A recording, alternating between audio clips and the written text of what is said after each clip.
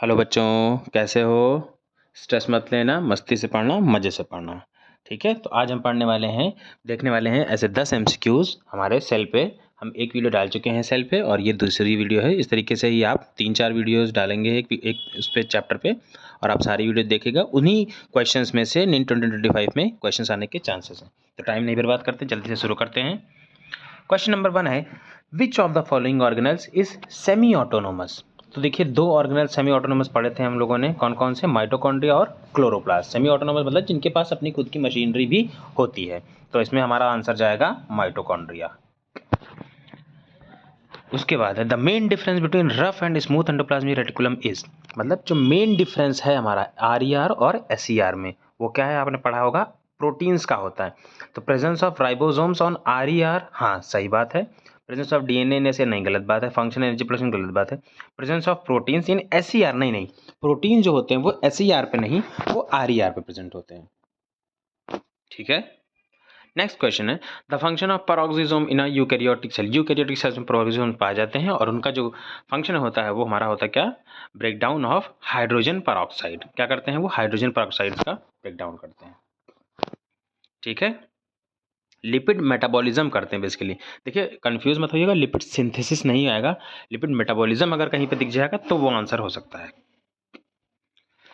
In a eukaryotic cell the nucleolus is responsible for. Eukaryotic cell में nucleolus किस लिए responsible होता है बताइए?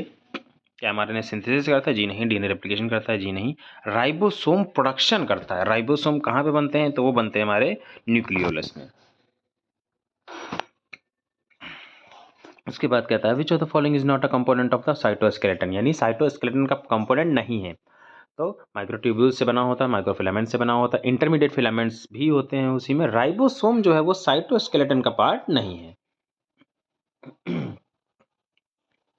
The site of cellular respiration in a eukaryotic cell. Cellular respiration in a eukaryotic cell, तो कहाँ जाएगा हमारा? मतलब जो एटीपी से रिलेटेड इसमें क्वेश्चन है, तुरंत समझ जाइएगा। रेस्पिरेशन मतलब एटीपी, मतलब क्या होगा आंसर इसका? माइटोकॉन्ड्रिया। ठीक है, which of the following is absent in prokaryotic cell. Absent in prokaryotic cell, prokaryotic cell में नहीं होता है। सेल वॉल होता है, जी होता है, राइबोसोम होता है, माइटोकॉन्ड्रिया नहीं होता। माइटोकॉन्ड्रिया की जगह पे क्या होता है? मीजोसोम्स होते हैं प्रोकैरियोटिक सेल्स में। ठीक है, फिर है, the fluid mosaic model of the plasma membrane was proposed by. Fluid mosaic model हमारा किसने दिया था प्लाज्मा मेम्ब्रेन का? तो वो दिया था हमारा सिंगर एंड निकलसन ने। फिर क्वेश्चन है, the function of centrioles in animal cell. Centriole आपको पता है सेल डिवीजन में काम आता है।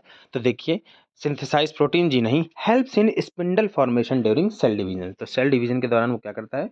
स्पिंडल फॉर्मेशन में हमारी वो मदद करता है। ठीक है, तो आंसर जाएगा इसमें B. Which of the following is a characteristic feature of chloroplast. Chloroplast का कैरेक्टरिस्टिक फीचर क्या है?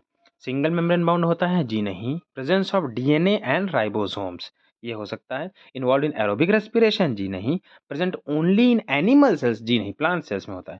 तो इसमें आंसर क्या जाएगा हमारा? Presence of DNA and ribosomes. ठीक है बच्चों, तो ये थे हमारे आज के 10 क्वेश्चन। अब नेक्स्ट वीडियो हम देखेंगे, जो चैप्टर आप बताएंगे कमेंट्स में, उस पे हम नई वीडियो बनाएंगे। उस पे हम जो है ऐसे तरीके से 10-10 करके, ये चैलेंजर सीरीज़ है। चैलेंजर सीरीज़ में हम सारे क्वेश्चन जो आपके नीट 2025 में आ सकते हैं वो सारे हम कवर करेंगे। ठीक है, तो बस इसी तरीके से पढ़ते रहिए और मुस्कुराते रहिए, आराम से पढ़िए, स्ट्रेस मत लीजिएगा। आप कर लेंगे नीट 2025। All the best.